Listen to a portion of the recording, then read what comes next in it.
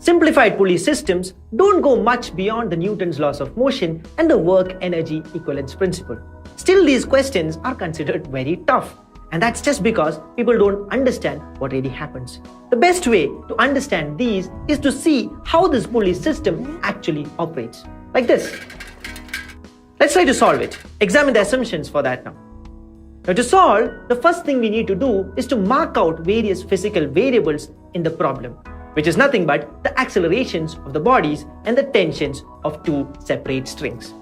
At A, I am putting tension T and T dash to the second string here.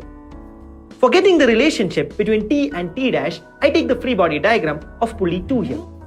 You might have guessed that the pulley 2 moves at the same acceleration as the body M.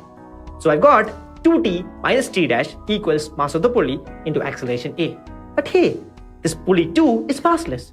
So the equation becomes T dash equals to 2T. Now instead of using the length constraint expression, we'll be using a principle that the total work done by tension on this system is 0. That is, summation T dot x equal to 0.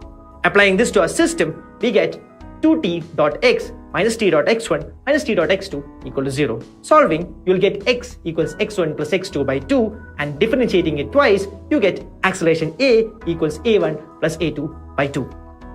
Now that we got the relationship between the different accelerations of the objects, I'll go into the free body diagrams of each of the objects. Let's start with FBD of M1 here.